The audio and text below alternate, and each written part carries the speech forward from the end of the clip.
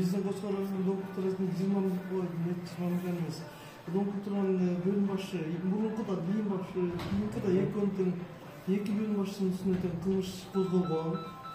Ушуну деген 9 айдын ичинде бүтүрүп беребиз деп убадасын беришкен. Начальник Элдияр Ергешев баңдаса.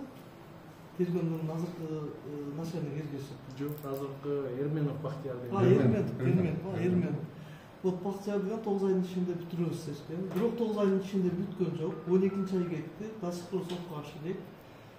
Андан башка 29 жылкы дегенибиз бар. Айыл өкмөттүн иши бар.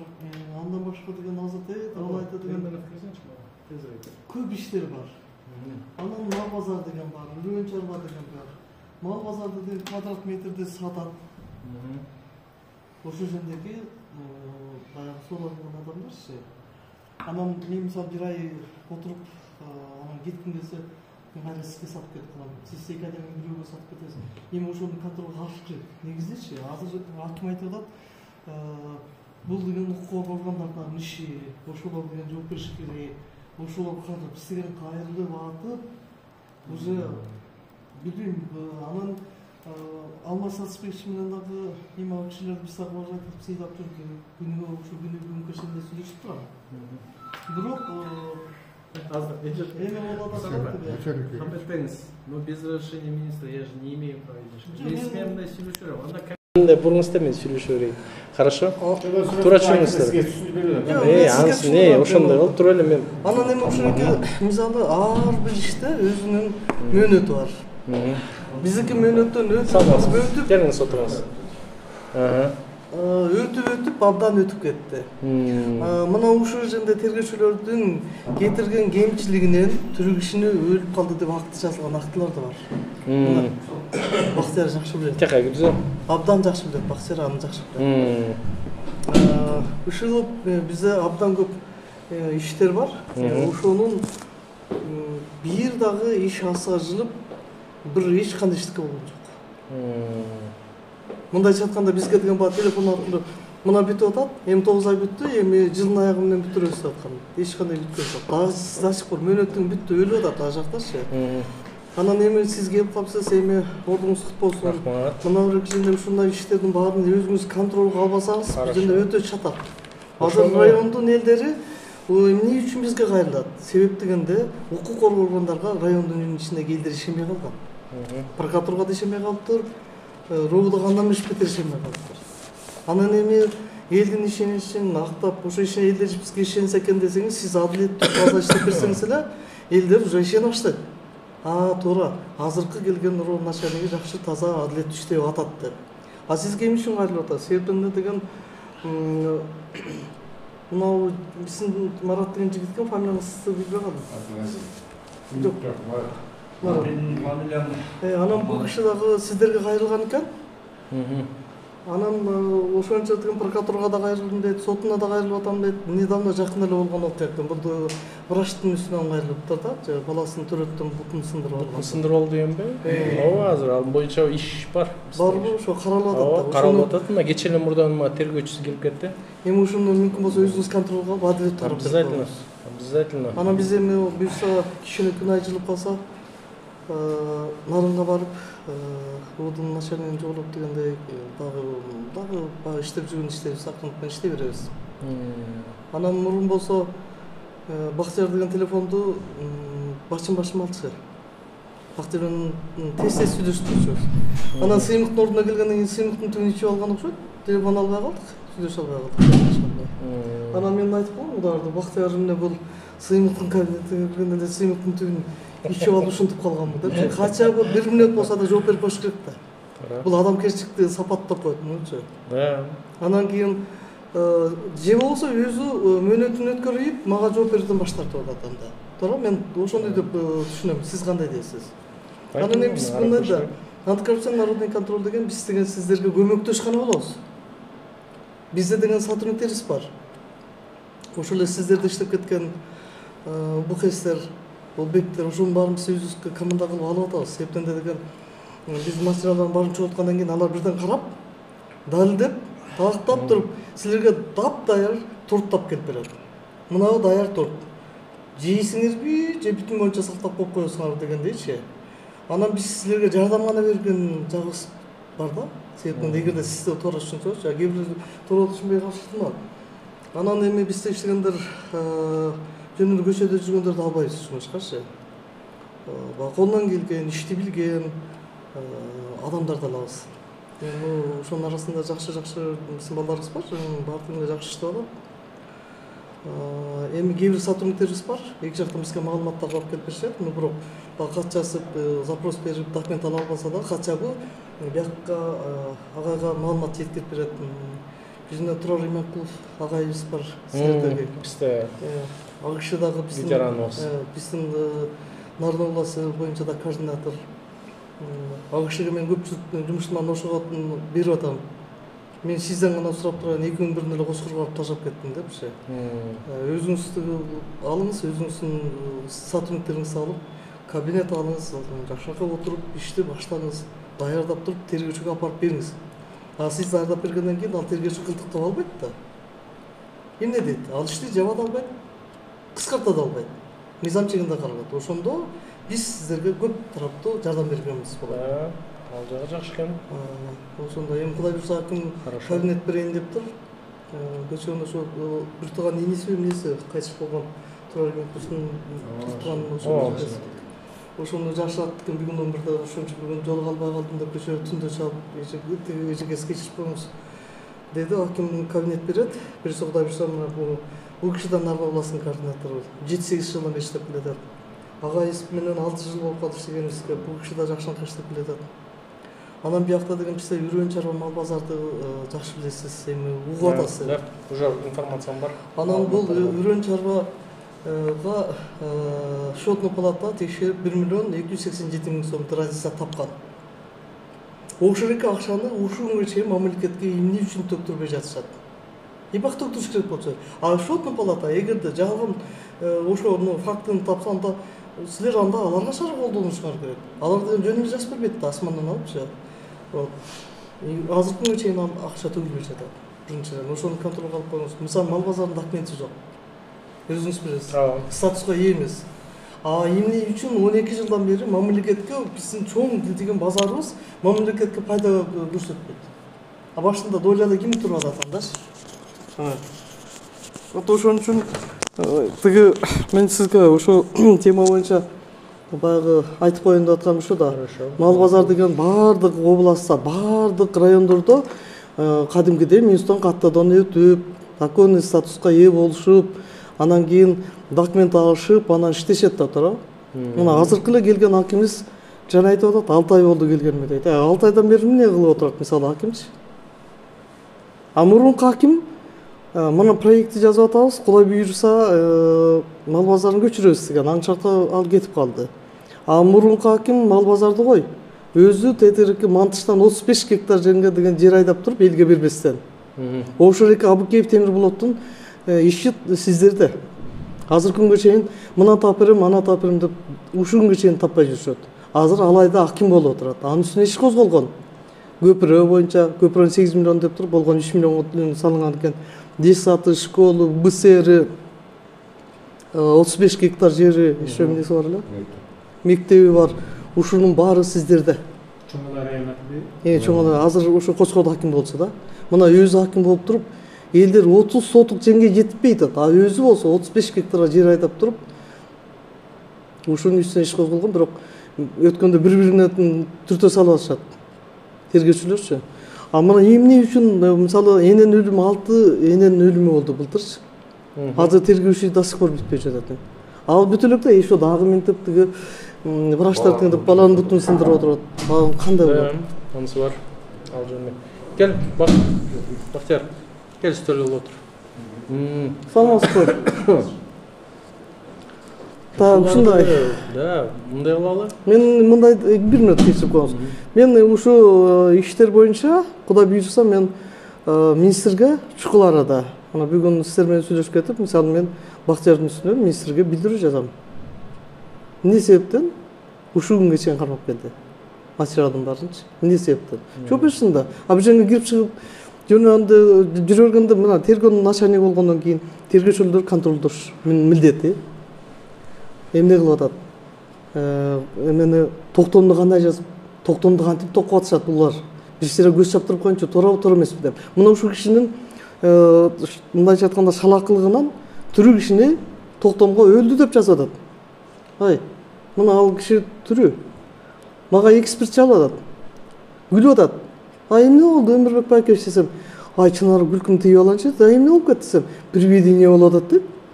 Эмне болуп привидение болду? Өлгөн киши жанында турат деп. Ай, ал өлгөн жок. Ай, мына менде турат азыр. Ушкан пост. Мына бүгүн интервью алып кетебиз. Эми ушу деген Өлгөн кишиденби? Өлгөн кишиден алабыз.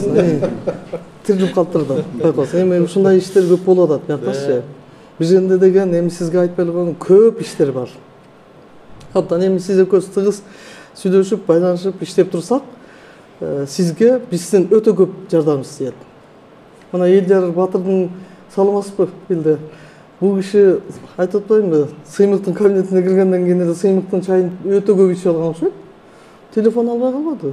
Мен чалып атам, айланып кеткен агайды жиберип, ага байлаштырып коебузчу. Жок, өзүм чалам деп койдум. Ошо эгерде сен тиги эл жардам башчы ким Бактиярдан башка иши болсо 1 мүнөт болсо дагы мага жооп берип коюш керек болчу. Эже сиздин иштер мындай болуп атат же болбосо тигиндей болуп атат. Бүтөт же бүтпөй калды. Жооп бербеген киши, значит, ишине так эмес деп койсок болот да, кандай дейсиз? Мен бул тема боюнча буюрса мен министрге чейин кат жөнөтөм. Чукул арада эртең бир күнү тез аранын ичинде жөнөттүм да, бүгүн атайын сизге өтүнүп келдим. Жолугайын, эркин менен сүйлөшөйүн, бир ооз. Бактияр менин жүзүн карап көрүп коеюн, иштерим эмне болуп атат деп ушундай. Жакшы болуптур. Көп иштер бар эми мендечи, эми мына үстүздөн айтып атам эми. Эми Чынар эже жана Касымбай байке кызматкерлери, сиздин кызматкерлериңиз да туурабы? Мына бул жерден байке да келип алыптыр. Сиздин ишиңиз боюнча как раз кече мурда мен материал алып келди деп таанышкам бирсиге. Жана кичине бала төрөлүп аткан бутун сындырып алганбы? Ал боюнча тиги ага чейин врачыңыз дагы аракет кылып, баарын мага тергөөчү шашпай төкпөй чачып берди. Аныңыз көзөмөлдө. Аны азыр материал катталды, катталып, ал боюнча текшерүү иштери жүргүзүлүп атат, тергөө амалдары жүргүзүлүп атат. Анан Чынар эже баягы сиздер менен мындай раз райондун кызыкчылык иштери болуп калса, өкмөттүн кызыкчылыгы болуп калса, иштешели, аралашалы. Бул жерден сиз айткан жанакы көп маселелер бар деп атасыңар.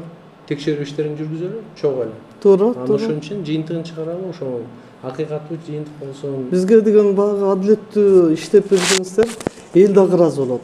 Биз дагы ыраазы болобуз. Мына азыр укук органдарына элдер мурда ишемей калса, азыр адилеттүү таза иштеп берип койсоңор эле бүттү. Силердин атыңарга чыга баштайт. Мына Коскор районунда мисалы мурунку азаматты мен жамандап айта албайм. Ада жакшы адам. Ал деле жакшы. Азаматтарлык киши менен жакшы сүйлөшүп, мен күн келемби, түн келемби, экөөбүз кадимкидей ушунга отуруп сүйлөшүбүз. Мына тиги Бактияр өзү билет. Анан кийин эми тигини кырсык деп коелу, эми күтүлбөгөн жерден ар кандай болуп кетип атат. Эми мындайдан Кудай кишини алысыраак болсун, бирок мен азаматка 2 жолу келип айткам.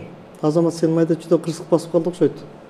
Кичине бирденке кылып койбосоң болбойт десем, эже Кудай сактасын, эми бүтүп атат. Көрдүңбү, адам баласы деген алдынан да деген Кудай таалам билдирүү бере баштайт.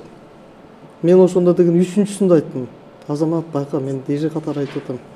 Анан 4-сүндө тигиндей болуп калды. Эми кырсык мунун баары, Кудай сактасын мындайда. Кудай сактасын баарыбыз деле. Так ана мына тиги эл жардам көз турат. Эл жардам Бактиярдын. Ушундай. Бактияр болсо биздин телефонду албай калган. Даже деген 9 айдын ичинде бүтө турган материал до сих пор бүтө элек, туурабы Бактияр? Кайсысы? Жанагы Дом культура. Бүтө элек, Айдекованыкы. Мана уже жыл өттү, бүттү. Булар 9 айдын аягында эле бүтүрүп беришмек. Анан азамат салып айтты, Чынар жерде өзү атайын суранган. Сиз мени сыйлаганыңыз ушул болсун, жылдын аягы менен бүтүрүп берем деп. Жылдын аягы эмес, уже Чынар эже мындай кылалы.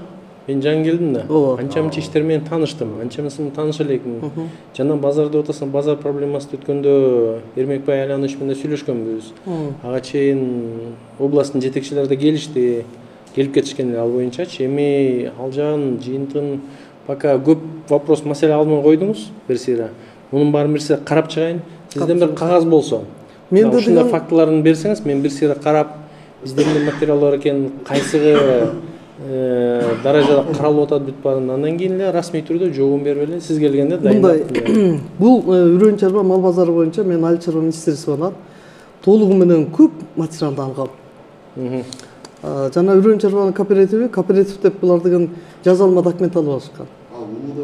Анан кийин ал шашпай. Анан кийин ошондогу документти Бактияр жок кезекте сыймык бар болчу, мурунку тергөөнүн эмеде. Мен сыймыкка деген менде таптаяр материал турат, өткөрүп алчы, кыйналбай десем, эже шарга барганда мен сизди таап алам деди. Эч кандай тапкан да жок. Анан кийин өткөндө мен октябрь айында келгенде ким Марат Разаковичке жолугуп экөөбүз сүйлөшүп калдык прокурор менен. Район прокурору. Анан мен ал кишиге көрсөттүм, мына силердин Кочкордун тергөөчүлөрүнүн кылып аткан иштери. Ошондой мындай нарушениялар болуп атат, көрүңүз десем, көрүп туруп ичинаж өткөрүп алсам болобу деди. Пожалуйста, өткөрүп ал деп туруп, ал киши өткөрүп берген. Андан кийин эле УДга кетти, туурабы? Азыркы учурда УДда туруп атат. Биз муну ошон үчүн биз деген министрге чыгышыбыз керек болуп атат, сиздердин министрге ушул боюнча кайрылуу жазышым керек болуп атат. Анткени колдон колго өтүп кетип атат. Мына Бактиярдын өзү турат, Исмайловнуку, мурунку бөлүм башчы, ДКныкы, мурунку. Аныкы деген сот каршылыгына чыккан булар. Анан бир күнү келди Бактияр. Эже прокуратурага кетти, окуйбуз деди, ана ошолор Исмайлова мурунку. Анан прокуратура өзүбүз эметебиз деди. Анан прокуратурага барсак, бизде эмес, биз эмне кылат элек буякта дейт. Мына 2 жыл болду ага. Ушинтип бирине ушинтип жүрө берген, анда иш кантип жүрөт? Кантип иш жүрөт? Анан кантип эл ишенет? Качабы бир иштин бетин ачып, мындай элдерге көрсөтүп койсоң, биз мисалы ошо элдерге мен жооп жаза албай отурам. Эмне себептен? Себеп дегенде силерден жооп ала албай атам да. Анан силерден жооп алгандан кийин окуп туруп, анан ошого жараша жазам да. Өз билемдик менен жазыш мага туура эмес болгондо да, туура. Мен жазсам, роуду карабай атат деп жазайынбы, же эмне деп жазышым керек? Ошон үчүн мен мына Бактиярга айтып атам, жыйынтыгын чыгарып мага жооп жаз. Бизге деген керек болсо 10 күндө бирден жазып коюш керек болсо, 15 күндө бирден карап атабыз, же карап албай атат, же СУДга кетти дедим. До сих пор ушундай. Иш биякта чатат. Билбейм, тергөө эмелериңизди өзүңүз контролго алып, мындай эме кылбасаңыз, бияктын тергөөчүлөрүн мен көрбөдүмбү? Түрк кишини өлтүрүп аткандан кийин калганын мен айтасыз. Андан да тергөөчү кылктап күлүп коет деп. Демени берип атыпчы, тиги токтомду берип атып. Байке меңиз депчи. Анан ишке чыкты. Айттым, окуп берчи десем, окуду, сизди өлтүрүп койгон турбайбы десем, ия деди. Баш айланып кетип ошондо отуруп калды. Эми ушул деген бул эмне көрдүңүзбү? Тергөөчүнүн эң халакылы дагы акмакчылыгы деп коет муну. Анан бул жерде тергөөчүлөрүңүздү өзүңүз контролго алыңыз. Мурда болсо деген тергөөчүлөр слабый болуп атат, анан тергөөчүлөр жаш болуп атат, тажрыйбасы жок болуп атат деген шылтоолор менен жүрүп атышты. Эмне үчүн анда окуу жайды бүтүп кетишти анда? Окуу жайды эмнеге бүтүштү? 5 жыл болуп жүрүштү. Тергөөчү деген слабый болбош керек. Опытный болуш керек. Келген күндөн баштап уже чакылап иштеп башташ керек да. Анан тергөөчүлөр жооп берип аткан. Бактиярдын көзү турат, бирден келсе, кайсы тергөөчү болсо өзү жооп берип коет экен. Ошо жүрүп туруп ким жооп берет? Начальник роу жооп берип коет. Ошого көңүл буруп коюңуз. Хорошо, чын эреже макул. Айтканыңыз. Анан мүмкүн болсо айып этпесеңиз, сиз менен тыгыз байланышып турайын. Анткени сизге жетпей калган маалыматтар болот. Мен сизге акырын жеткирип турам. Жана тигинтип атат, мунун мындай кылып атат, контролго алып коюңуз деп. Мен номеримди азыр жазып берип коем. Ошо номериңизди жазып берип койсоңуз. Мен сизге чалып байланышып турам. Мен Азаматзалык менен мына Бактиярдын көзү турат. Кадимкидей ушул жерде отуруп, көп иштерди эме кылчубуз. Ушуну мен чалып берем, түз эле чалып койсоңуз анан WhatsApp жазып койсоңуз. Önce kişine ruhsat verseniz ben de kişine düşündüm. Kişine bir... Хорошо, айтып. Президенттен жаңы келтирсиз. İşinizге Кудай ийгилик берсин. Ишеничин актаган жакшы келечекте жакшы жигиттерден болуңуз, жетекчилерден. Мен айтып атайын деген нерсем баягы 5-күнү арыз таштап кеткем. Мен неберем болот, ал жанагы төрөлгөнчү. Келинимди 26 декабрда төрөтүп атат, Турганбаева Эрмек врач. 31-inde бизге чыгарып берген жаңы жыл күнү. Ошондо баягы детский врачта карайт экен да, анычы детский врач менин балдарым менен келиним менен балам бар да. Ага айтат, бул баланын бир жери туура эмес болуп атат, бутунда бир нерсе бар десе, жок, буту нормальный эле деп чыгарып берип атпайбы. Биз чыгарып кетебиз. Баргандан баштап бала эле тамперсин алмаштырганда эле чаңырып. Мен айтып аткам, бул бир жери соо эмес го, муну барып текшертели деп. 5 январда алып келишти. Мен көлдө жүрдүм эле, балдарым алып келип бир жерден иренген кимесе, эки сөөк мындай болуп калыптыр. Снимоктор бар да, бүтчү. Мен көрдүм. Анан а жерден алар да шок болуп калат да. Эмне кылабыз десем, силерден кыскасы ушу менен жабылгыла да бар, дарылатып алгыла деп тигилер шартыбыз жок десе 10 000 сом бериптир. Анан алар тайгак болчу, таксиде каттабай. Төлөк айылдан келет да. Төлөк айылдан анан такси чакырып алар, ушу Бишкекке чейин жеткирип барып келди ал машинесичи. Мен баламды деле айттым, андан кийин сүйлөшкөндө ал улуу киши канча жыл иштегенимге бар. Просто кокустук илгөө жерде болот да, кемчилиги жок, киши жок да. Сен деле сүйлөсөң нормальный сүйлөш ал деген улуу киши. Жөн эле ошо больницага караганга врачтарды кичине жардам берип коюңуз. Эгер дары-дармек тигинде требует эсе ага да кичине жардам берип коюңуз деп эле айт, башка эчтеке акча сурабай, эчтеке сурабай.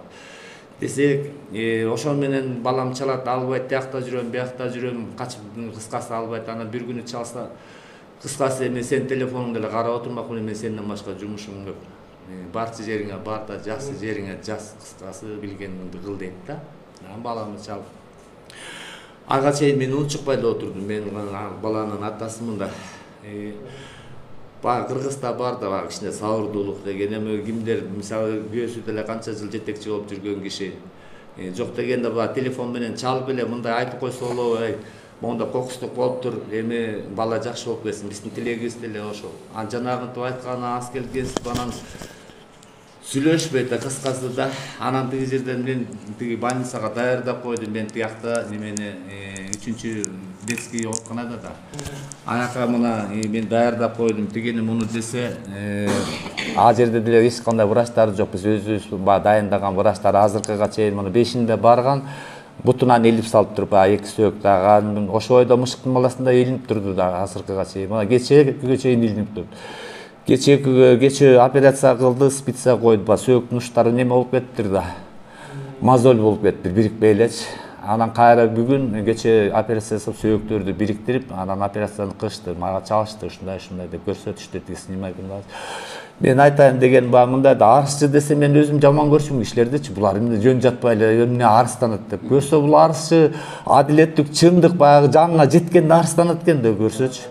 Анан ага чейин бурмаланып келген, мисалы бир жерде баягы карга карган көзүн чукпайт дегенде биринин кагасын бири тууралап коет экен. Анан адилеттик эмне баягы эле бул баягы мен бетине чыгып эле мынтип чырдап аткан, бул баягы биринчиден обидно да, жанагы билген жериңе барып ал. Экинчиден мен күйөөсү келди, мен менен сүйлөштү, ал дагы тескери сүйлөдү. Мен деген 10 000 сом бериптир деп. Мен айттым, 10 000 сомду мен сага кайра берем, балам жакшы болсун. Сен 10 000 сомго сары саналып уктап атасыңбы дедим. Сен эркексиңби, жөн эле эркекче эле чалып койбойсуң, мен моундай болуптур, кокустук болду, эми кечирип кой. Эми баланы карайлы деп. Сен аялың деле мына 40 жылдан ашык иштептир, 47 жыл иштеди дейт. Анан жиним келгенде айттым, 47 жыл иштесе 40 баланын бутун жулган эме турбайбы?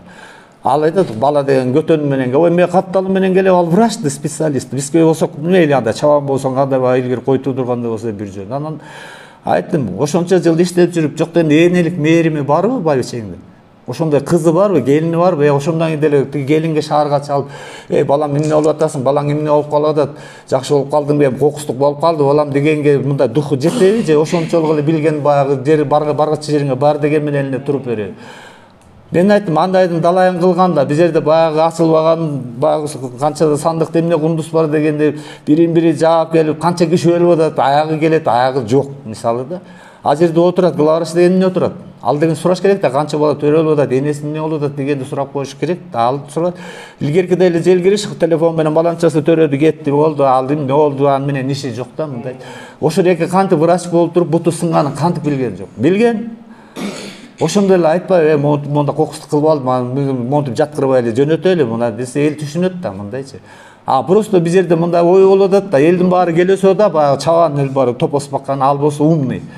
үйүнө чыгарып ийсин, бир убакыт өтүп кетсе дагы бир күн бир жерден чалат, бутум монуптур десе баардыгы колуңа түшүрбөйдүң деп айтам. Бул баягы доказательство жок, ошентип кетем деген ой менен. Буга чейин канчаны кылган мисалы. Андан бери деле мына жок дегенде бир ооз чалкуу мен ошого жиним келди да мындайчы. Мен айттым, сен акчаңдын да кереги жок.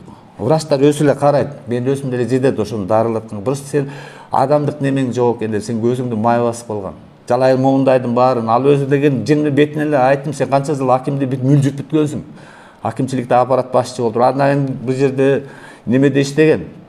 Районуда мектеп, интернат, туалеттен бери охранниктин баары эле ошонун күйөөсүнүн фамилиясы болуп калды. Ким чакип чалды, туалетке койсун деп. Айттым, дооранды сүрдүм, баягы илгеркидей закон жок. Азыр сен карабасаң, сенин үстүңөн карачы закондор бар. Ага дагы колуман жеткен жерге чейин мен барам дедим. Просто биз жерде силер ошол жерге чара көргөнгө, эмне моундай кылдың, кемчилиги, сен ошо келген пациенттер менен кичине тил табышып, моундай десең, мындай ырбабайт эле дегенди главврач эмне үчүн айтпайт? Канча жылдан бери бул больница деген бизде жөн эле жабык да мындайчы. Анан баягы күнү мына келдим, биякта жок экен, бир көчө сиздин берки бала бар экен, ага таштап кеткенбиз баягы күнүчү. Айттым, аны деле карап бер. Баягы кыргызчылык бар да биздечи. Анан баягы кагаздардан кичине мутене болуп кетпесин. Андай туура эмес болуп калса мен баары бир арстана берем дедим. Пока ошондой мына жоопкерчилик жок болуп атпайбы? Врачтар эл көргөн, канча жыл иштеген. Ал бул менин айтып атканым, бул менин эле балам үчүн эмес. Мен болуптур жаап коеюн, биртик акчасын чөнтөгүмө салып алам, болду, бүттү, жаттым деп коеюн. Кийинки поколение эмне болот? Булар багын бирөө, акча берип койсоң болду, өлөт деп туруп эле жаза берет. Жоопкерчилик жок. Просто мен айтып атканым, мен айтып атам, Минздравга да барам дедим, президентке да кирем, баарына кирем, кирчи жергечи. Просто буга мондай чараны бир эле врач эмес, канча бирин-бири карабагандан кийин порядок жок да биз жердечи. Анан жанагы айтып аткан турат, элди жетекчи жакшы болсо, эл ошого ишеничти берет. Анан бир табакка аралашып алса, ал деген баягы Кудай бар да, баары түбөлүктө эчтеке жок мындайчы. Мен да сиздерден суранам, ошол экени мындай калыстык, адилеттик, мага эчтекенин кереги жок. Жөн эле ошо кандай болсо ошондой эле. Ал айтат да, кокустук деген болбойт, болду, бирок ошол экинин моментте эле адамгерчилик менен же чындыгы моундай болуп калды деш керек болчу да. Анан ал мен мынчу, мага окшогон канча киши эчтеке бар билген жериң бар дегендер билбей эле калды, мисалы, мунча калбай эле калат. Ошондой эле закон. Баягы как раз мен келсем бияк жок экен, сизге кире алган жок, мынан үстүнө арыз таштагандан эле. Эми баягы тергейт деген менен ошол эле баягы сизден сураганым, иштериңиздер ийгилик болсун, ошондой бир эле калыстык менен эле ошо бир карап берсеңиздер. Андан башка менин эчтеке немем жок. Прокурорго баргам, киргем. Ал айтты, сотко бардым. Сотко барсам айтты, жок, бияк тергөө аранчы республика ана мага келет. Эгерде туура эмес болсо, ал прокурор келет, мага келгилик деле кылбасын деп, ага чейин деле татынакай чечип берет деген үмүттөмүн да.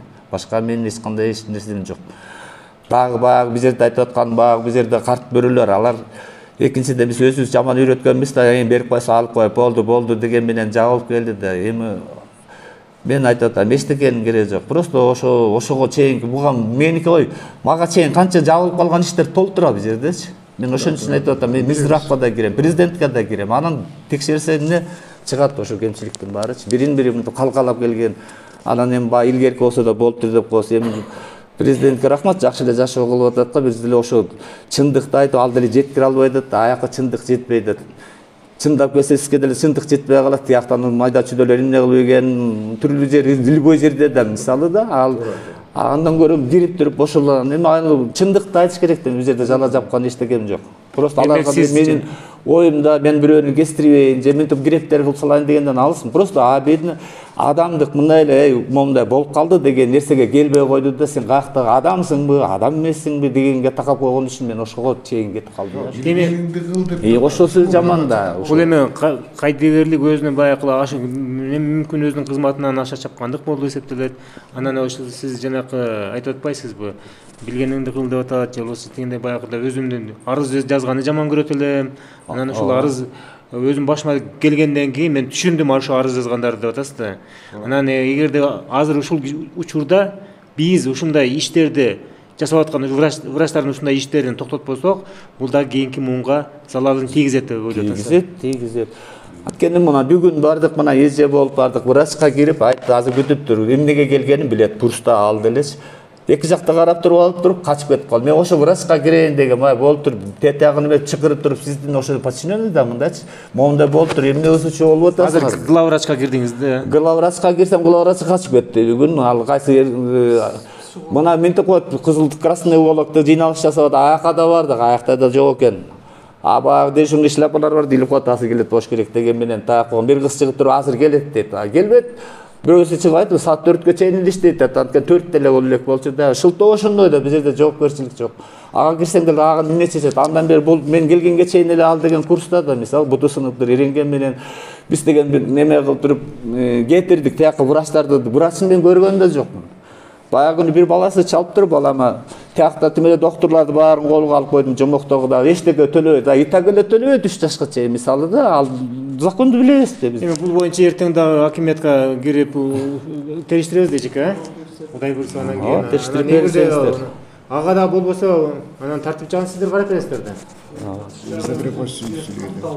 Бүгүн тергөө амалдары жүргүзүлүп атат. Мен ойлойм, акыйкаттуу жүрөт тергөө. Рахмат сизге. Көзөмөлгө алам, мына жазып койдум. Рахмат. Кыска мөөнөттө тергөөнүн жетекчиси менен чогуу макулдашып, тездетип, ошо сиз нааразы болбогон мыйзам чегинде чечимге келебиз. Хорошо? Буюрса. Суранганым эле ошо. Мейли, сиз конечно. Рахмат. Bizde bir koş sürüyle. Bizim ulus men akşamın birinciden işiniz iyi gelip olsun. Рахмат. Hazır familiyamın tanışalı etmez, bana tanışalım zamansızlık olsa. Sınır oturunlardan doğrusu жағымды информацияларды ойлайм. Бұл таныш үретінде сөз шындайлы болғаны жақсы. Анан уақыт болады. Бұл киши айтканды биз түшүндүргөнгө аракет кылабыз. Өзү да сүйлөшөт, суроо жооп берет, такташтырганыбыз жакшы. Анан бул кишини мен биринчи жолу атам. Анан баягы ушул аппаратта иштеп жүргөндүгүнө байланыштуу экөөбүз сөз кошуп коеюн. Чындыгында бул кишинин ушул айтып аткан сөзү боюнча мен абдан салабаттуу, салмактуу, тем более сабаттуу адамдардын катарында кошот элем берип аткан жоопторун. Анан жанагы күйүп аткан жазган врач боюнча мен ал кишини жакшы билем. Себеби ушул районда өмүр бою ушул районда иштедим. 24 жыл жетекчи болдум. Комсомолдук жогорку кызматтан партиялык кызмат, чарбалык кызмат жетекчилерине чейин барып иштедим. Мен бактым ушундай жазып бир күндө орун басар болгон жокмун. Баардыгы жерде ушу которуу жолу менен повышение менен жүрөм. 60ка чыкканда мен 63-тү күтпөйлү ден соолугуна байланыштуу кетип анан коомдук жумуштарга аралашып калдым. Коомдук жумушка аралашуумда мен кызматтан бошогон өз арызым менен эс алайын деп кетсем, анан акыйкатчы болуп бул кызыбыз мурун иштеп жүргөндө мени билчү эле. Анан ага бир жардам бербейсизбиз. Таза иштедиңиз мен билем сыртыңыздан. Мактаган деле жок, анан мен чында таза иштеген бир эле сөзүмдү айтып коеюн. Чарбанын жетекчиси болгондо дагы 7 жыл иштеп башкарма болуп, таратарда инфаркт алып калып 1 жыл мурун. Анан бошоп кеттим. Эгер аралашып калганда мен деле алып кетишим ыктымал болчу. Бир тракторду жетелеп, 1-2 атты сүйрөп, менин байбичем деле мага кылышпай алып 5 атты жетелеп кетиш ыктымал болчу. Инфаркт алып бошоп кетип, анан сразу пенсияга чыктым. Анан коомдук жумушта азыр 12 жылдан бери иштеп келатам. Эми ал күйүп аткан жана врачты жакшы билебиз. Анын жолдошу биз менен иштеген. Анын жолдошу бизден 1-2 жылды иштеген, партиялык кызматта болгондо аппарат жетекчиге чейин жеткен жигит болчу. Биз органдын башчысы эле, бизнес иштеп жүрчү эле. Бирок ал жигитти мен толук күнөөлөй албайм. Чакиевди ал өзү ошол райондо эң биринчи аялдарында жакшы баш ийген адам ошо болчу. Жанагы аялдын дегилсип турганы, көөп кеткени ал өзү билчү. Чакиевди аппарат жетекчиси болгонун катардагы врач болуп жүрүп өзү билчү. Анан көп иштер жасап Америкага чейин качып кетип, 3-4 жыл өзүнүн изин суугуп келип кайра эгемендүүлүктү пайдаланып, аягында жанагы дагы иштер жасап аткан өкүнөмдө адыл 70-тен ашкан адам. Же ашпаса да 70-те. Мен 74-төмүн. Анан эми ушул адам кайра келип ошон чалгылды күйдү кылып, ошол ооруканада бир эле карап койгондон келе 500 сом ыргытып консультация кыл деп биздин келиндерибиз төрөп атат да. Биз силе баланча болду, келиндүү адамбыз. Туугандарыбыз да бар дегендей. Ушунун баарын угуп атабыз. Анан бул кишини ыйлап аткан туура эле. Буга жакшылап көз салып койбосоңуз, кейиликшүүнү ал акчасы толтур адам ортомчуну салганын да билишет. эки кишинин сүйлөшсө экелерин тээчитип кеткенге жарай турган адам, ошондой артыкчылыгы бар адам ошол аял. Муну билип коюңуз. Эми мен өзү үчүн айтып коеюн. 5-жыл иштеп ушул жерде. Начальник милициялар менен иштешиге туура келди. Бул киши дайында жумуштар менен келип кирип жүрдүк. Анан Азамат орто жолдо начальник милиция жарым жылда жок болгон Азамат келди, өзүнүн кошколу кулун экен. Туура жакшы иштеди, жакшы жүрдү. Бирок кийинки кылган иштерибиз мындай ишке барат деп ойлогон эмеспиз. Ошол иштеп аткан кызматында жаштык кылбайт эле үйрөнө турган эле болду элем, бирок ошондой мүнөздөргө кетип калган адамдар андан чоңдордун да кетип калып атпайбы, бирок ал жакшы болбой калды. Бирок иштерди бүтүрүүдө өтө чабалдык кылды. Макул байке дегенде башканы айтпайт. Кое туруңуздарчы байке деп айтат. Өткөндө зулушуп келип, районго чогулушу өткөрүп кыдырып жүргөн Стелук Андрес бизге да келди. 12 сентябрь беле анан келгенде bir gün ertem taң атай баарыбызды чыгырып, бул кечке чейин баарыбызды чыгырып, катышабыз деп журсагансыз эле чыгырып, биз ушул кабинетке келдик. Алмаз чыгыртты. Келсек, УУДунун башчысы Алмаз Жумабеков, Жумабеков бар экен. Биринчи эле Жумабеков аяк учурашып болду. Себеби аякка да барганбыз да. Состав баарыбыз барганбыз. Иштин баары толуп бүтпөй аткан үчүн барганбыз.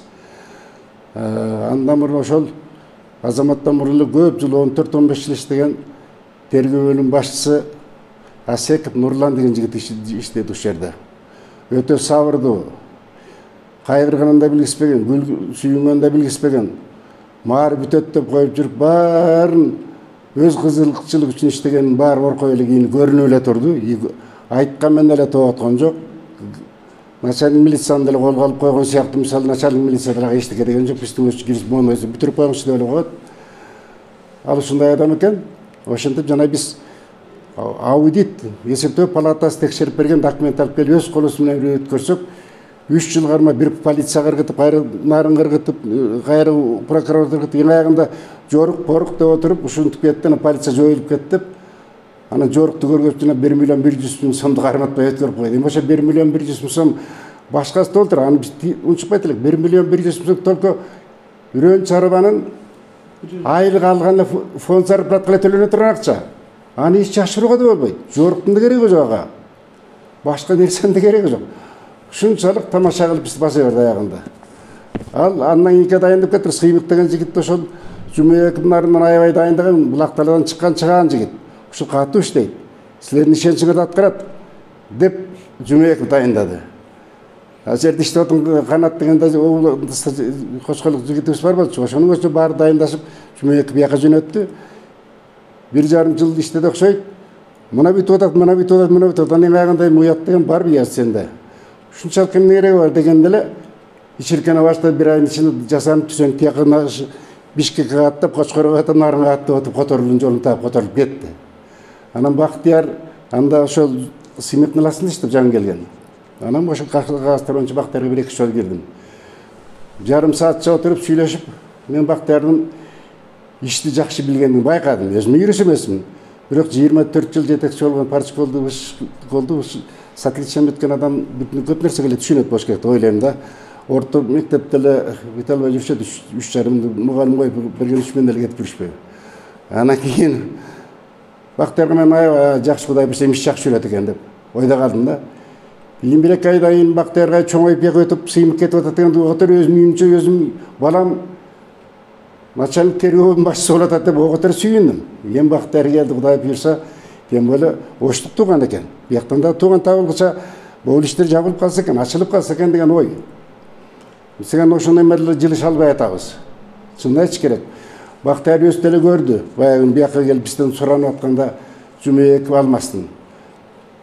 Тиги зулушуп келатса, силердин министрде келет да, туурабы? Мындан ушундай келет дегенден эле биз ушулардын көзүнчө эле бир сактап калгыла бизди. Бүтүрөбүз деп турат экен ушу Жумабеков менен Бактиярдын көзү. Өзү жакшы адам экен, эми ушул мойнуна ала берет экен да. Мен бүтүрүп берейин, мени уят кыла көрбөйм. Аны да үйрөнүп отур Азаматта байка ата уят кыла көрбөй коебуз дейм. Эми көчүп кеткен жокпуз да мындай айтканда. Сурушуп кетип мени бүтүрүп сала бер дейт. Уят кылбай эле зыңгырап отуруп бердик. Бирок зулушпай ушундай иштер болуп атат. Мына көз салыш керек деген материалды чыгып мен ал жерде сүйлөп айттым. Ол жерде чыган Кочкор айыл өкмөтү бар. Сиз да билишиңиз керек балким. Сиз ушу Кочкордо иштеп кеткенсиз. Бул 30 жылдын ичинде 24 жыл ушул айыл өкмөтү иштеген. Номер 1 коррупцияда жөргөмүш деген аты бар, псевдоними. Ушул адамдан биз арыла албай койдук. Эгемендүүлүктүн байкандаган ушул гана пайдасын көрдүм. Мен калганын көрө алган жокмун. Мен ушундан да көп иштедим эле, начальник болуп десем. Ал мен иштеп жүргөн кезде деп Зулушев айтып атпайбы? Жакшы иш эмес Турабайке деп. Ана мен кайра туруп жооп бердим. Токтуралы. Садагасы. Туура, бирок жакшы болчу, жакшы дечи. Анан сиз кетиргиче үйрөнүп жүрчү, сиз кетермеле баштаган азыр сизге салам бербейт. Десем күлүп калды. Анын кандай пайдасы дейди, кандай өңүт кайра ошол 24 жыл жазылган материалдар мунапыска туура келип калат. Мындай бактылуу адамдар табылбайт да. Анан Мактардын эсендеген тергөөчүсү десе мунапыс менен куткарып атат. Бирок мунапыс менен кармыла турган жерлер бар. Бизде юристтер менен акылдашып атабыз да.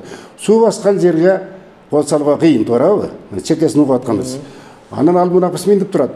Тура муру салынып кеткен шаардагы тамдарга уруксат берилсин деген жер толук жазып атпайбы? 2 жылга чейин берип бүткүлө, документ берип бүткүлө деп. Мен шаардагы муруну эптеп, септеп, жол кыйындыгынан салып деп ошол басып салып алган адамдар үйүн барып бүттүрүп салып бузуп салсын деген мен алысмын. Балким менин да балам бар, менин да жыйеним бар. Аты болбосо бир кыргыз. Аны эмнеге түртүп салыш керек? Бирок аларга документ берүүгө каршы эмес. Бирок бул жерде 47 гектар жерди 14 жылдан бери элдин акча жыйнап алып, алдап суу баскан жерди учуңа чейин кармап турган. Мен наразымын, эл наразы. Эл жакын убакта чыгабыз деп атышат. Себеби дегенде акчабызды 14 жылдан бери жыйнап алган, балансырмалыгын колой алган, түгүнчөдөн эме алган. Булар тергөө этип жаап койду. Мына бактар бир жерде турат. Эсен жаап койду, эсен мунапыска таяп жаап койду. Бирок мунапыс мындан 12 күн мурун президент айтты. Суу баскан жерде кеп жок, мунапыс жасылып кетти деди. Акылбек Дүйшөнбековичке мындайча айтканда кайра ошо жагын оңдоп кой деп шаардын бере бер. Суу баскан жерге тийбегиле дегенде оңдотобуз деген маселе тушутат уктук. Кочкор район аксакалдары, аялдар совети, жаштар совети баары жас даярданып атышат. Президентке жазып жиберет. Мунапысты оңдото турган жерге оңдотуп коюңуз. Шаардагы тамды буспаңыз. Анан айдоого там салдырбаңыз. Эми Кочкор районунда 47 гектарга быйыл уруксат берсе, ойлоп көрүңүз. Садагасы. 460 айыл өкмөт бар. 300 миң гектарды бериш керекпиз. Аны кайымдан айдап метебиз. Буга чейин 300 миң гектар мурун айыл өкмөт бар эле ФПСтин жерде пайдаланып сээп бүтпөдү беле. Жаңы үйгөн ушул. Мен өзүм таамым бар. Бирок балдар бар, ошончо биз деле акча төккөнбүз. Мынага эмес. Ана суу баскан жерге там салбай эле дөңсөөгө алып барып салдырса мен макулланам да. Ушул жаңы үйгөндө айткан сөз. Бирок туура кабыл алып, угуп койгонуңузга мен да ыраазымын. Хорошо. Эми дагы кайдым бар. Ошол райондо ортонада 40% кылып иштеп жүргөн Байшени үйдүн жашаган зданиясынан вселение кылып чыгарып салган. Соттун аткаруу барагы менен. Бирок өзүнүн катышуусу жок. Ошондо сиздерден багы коомдук тартып сактоо боюнча бияктан да катышыптыр бир-эки балаңар. Фамилиясы менде жүрөт. Анан ал маселе боюнча биздин сот департаментине чейин чыгып чакырып ошонто отуруп бүгүнкү күнү оокатын алалы деп келсек, ал учурдагы сот аткарчылар жок. Көрсө 2 сот аткарчы таптакыр башчылыктагы сот аткарчылар келип, мыйзам одону бузуп туруп, биз аны өзүбүз териштирип алабыз. Эми сизге өтүнүч, эртең бул Байшенин оокатын чыгарып берген жазышат да. Вот ошондо эртең тиякта деген баягы ар кандай болуп кетпеш үчүн, коопсуздукту сактоо үчүн 1-2 сотрудникту бөлүп берип койсоңуз кандай болот деп ошону айтып коеюн деп атам да. Материалды көрүп көрүш керек экен. Сизде жокпу жаныңызда токтому, соттун токтому? Соттун токтому азыр менде жок. Эми ошо бул жерде только актылар бүгүн араңалдык актынычы. То есть сиздин суранычыңыз ал жерден башаламаны чыгып кетпесин деп бир кызматкер. Башалама болуп кетти. Мени ал боюнча маселе жок. Сетендердин эртең күнү тигиним жок мунун болуп, анан тиги мүмкүн оокаттарды салып аткан жаш балдар кысылгандыктан уруша кетпесин. Мейли. Же болбосо ар кандай болуп кетпесин. Сот аткарчылар болсо артын карап качып кетишти алар.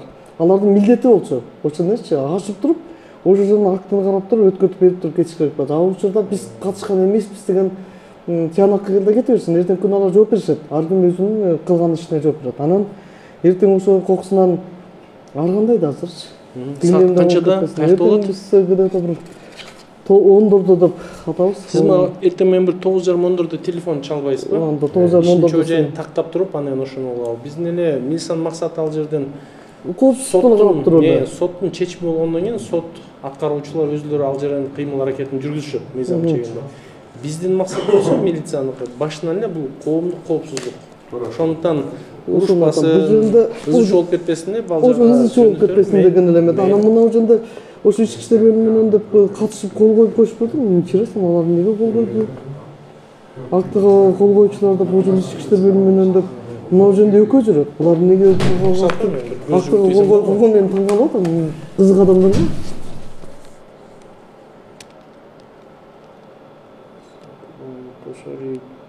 Кожо Акматов. Азыр иштешеби булар? Бул участковый балдар экөө тең. Экөө тең бар, ушулар катышкан экен да. Булар катышса ошо немесин караса керек, коопсуздугун караса керек. Коопсуздугун карасын көрөлү. Хорошо. Бурукун опустун актыга кол койбой эле койсондуктан эми билбей кол коюп койду. Билбестик кылып койсо керек. Мен азыр жана окуп калып мен өзүм таң калдым. Кол койгон депчи. Анан эртең сизге бир 9:30 чендер чалып койсо. О, мага телефон чала бериңиздер. Анан мен ишинчи жайым менен сиз менен макулдашам да анан коопсуздук үчүн кызматкерим берем, проблема жок ал боюнча эжеке. Анан эми Бактияр чыгып кетип калды. Бактиярга жанагы Доңгул Торанын эки мурунку дагы, кийинки дагы бөлүм башчынын үстүнө иш козголсо, ушул күнгө чейин эмнеге кармап келатат? Мына башында булар деген туура эмес кылып, мен айткам.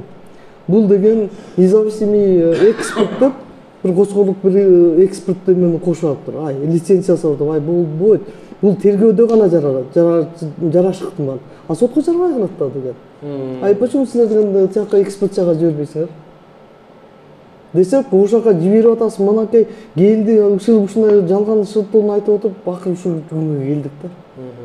Бул сизге бир 4 кишини айтып атасыз. Көп материалдар бар бизде. Бүтпөгөнчү, көп. Мына бул жигит айткандай, былтыр эле эненин өлүмүнөн 6 болду. 6-нун азыркы күнгө чейин тергөөсү бүтө элек. Ошол эле врачтардын үстүнөн кылмыш иш козголгон. Ошол эле бул баланын небересин бутун сындырган Тургунбаеванын үстүнөн кылмыш иш козголгон. Кадыркуловдун мына менде турат ошол документ. Адашык бар бүтө элек. Эмне үчүн? Экспертиза кетти дейт. Келет деп коет. Ушундай шылтоо менен ушунга чейин кирип атат. Сиздин өтүнүч ошо сизде деле мөөнөт турат да. Тергөөчүнө айтыш керек. Бул мөөнөтпү? Такшы эле бүттү. Мөөнөттөн кечиктирбегиле. Жооп берсин, болду, всё. Биз ошо негизинде биз ага элдерге жооп беришибиз керек. Мен эч кимге жооп бере албай отурам азыр деген. Менде деген 24 материал бар болчу. Эмне кылар билбейм, учпа эле келем кетем. Эми мен Азамат Залымовичти сыйладым. Абас Аспеков менен дагы чоң отуруп сыйлап отсаң багы сыйдын дагы өзүнүн чеги болот экен да. Анан чектен өтүп кеттик, анан сизге жолугуп атабыз, колко эми сиз иште баштатасыз. Чын эжекешке аракеттин баарын эле жаңы баштадым. Берсең Мен ойлойм, бияка жетекчилик жөнөткөндө дагы жакшы ой менен жөнөтүштү. Жакшы насаат, акылдарын айтышты. Биринчи очередь мыйзам деп. Анан аракет кылам. Өз жумушумду туура аткарган. Колумда балдарды ошого чакырып, ошого талап коюп атам. Өзгөрүүлөр буйрса бар. Анан бул сиз айткан материалдар боюнча мен бир сер өзүмдө тааныш жетекчиси менен макулдашкан эмне экенин карап көрүп, анан жыйынтыгын тез аранын ичинде өзүмдө талап койгонго аракет кылам. Мен ГСУда балдар менен 5-чи отделдин балдар менен иштедим.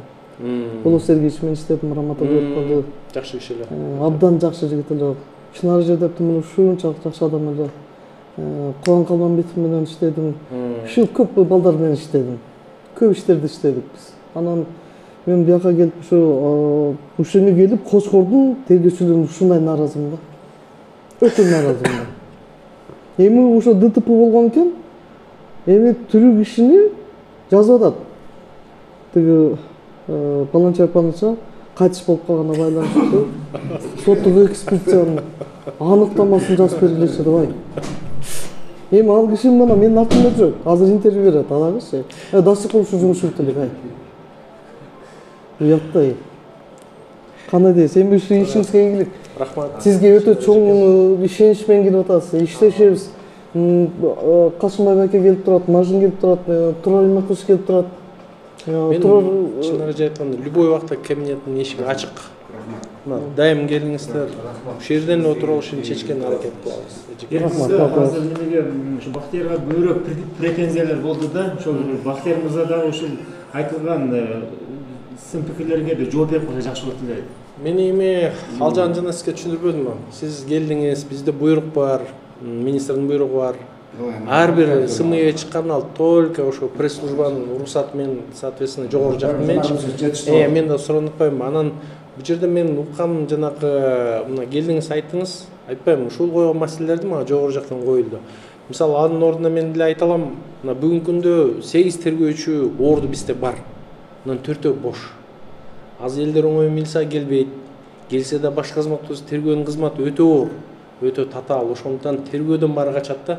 Анан ушундай алып келиш, жакшы тергөөчүнү иштетиш өтө мындай чоң маселе да. Ал баланы алып келиш керек, анан ошол жерге иштет. Андай балдар баары эле качып калды. Анткени башка жактан баары эле бир бизнес кылышат экен, ол баланы Россиянын көзүндө кетишет экен. Анан мен Бактиярды зактабай элем, мен сурап алам бул иштердичи. Бирок ошол убакта туура түшүнөм да. Мындай 4-8 киши аткара турган жерде жумушту. Бул 4-өө менен иш кылып атат да. Ошон үчүн мен анда туура түшүнөлү. Но ишти жандандырабыз. Бактияр дурус эле айттым да дегенде. Ооба. Иштештин аябай жакшы иштешти. Анан сыймыктын кабинетине келди. Жетекчи чоң жумуш иштеп берсин. Бирок ишти билет экен, көрүп турат. Ишинди ишти так билет Бактияр. Ишти жакшы билет. Ишти жакшы билет. Мен мисалы Бактиярды жамандабайм. Ишине так. Ооба, байке, конечно, меңиз. Анан эми Эрик, бул жерде жанагы мал базар боюнча сизге айтып атканымча, ошондо мал базарда базаркомду контролдогон киши жок. Бул жерге деген элдер, ошондо соода кылган адамдар бул жерге арыз жазышкан. Бир эмес 2 жолу арыз жазышты. Эмне деп жазды? Квадрат метрди 27-30 миңге сатып туруп кете беришет экен. Ал мамлекеттин жери. Мен таң калдым да, мисалы мен 1 ай соода кылып туруп, мен кетип баратканда сизге сатып кетип калат экен. Сиз болсо бияка сатып, анан аны ким контролдойт? Мен бүгүн акимге айтсам, бул укук органдагылар эмне кылып отурат дейт. Мына бир жерге арыз жазганда ушул жердеги тергөөчүлөр, ошо келген адамдарды, ай силер деген соода кылбай эле жүрө бересиңерби? Эми биз сени бүткөндөн кийин прокуратурага жөнөтөбүз, ошол жакта шалпалактап жүрө бергиле десе, алар мага чалды. Ай, кой, эже, эч жыйынтык чыкпайт экен. Анан соодасы кылып туралы дейт. Анан укук органдар, бул жерде отургандар эмнени карап атышат мисалычы? Арыз сегип турат. Ай, чакырыш керек базаркомду. Ай, эмне үчүн бул квадрат метрди эшматып Ташматовго сатып атат? Сага анча-мынча долясын алып барып берет экен. Өкмөттүн жери экен бойда. Менчикта жер эмес, ай. Ошондо мүмкүн болсо абдан көңүл буруңуз. Документи да жок. А тигилер сизге калп айтып атат. Бизде деген кооператив, бизде менчик бизде. Ошол менчик кооператив деген документти Минустан деген жалган өткөн. Мына менде документ прокурорго алып барып бергем. Бүт турат. Мен анткени ачык министрликтен кат жазып туруп көп документтерди алгам. Анан ошол эки тараптан абдан жакшы карап бериңиз үрөн чарбаны. Биз үрөн чарба боюнча эртең иштейли. Булар бир анча-мынча убакытта калды. Мен бүгүн кетпей эле коелу. Эртең кечке иштеп, анан кийин кетели. Макул эмес. Чоң рахмат бергениңиздерге.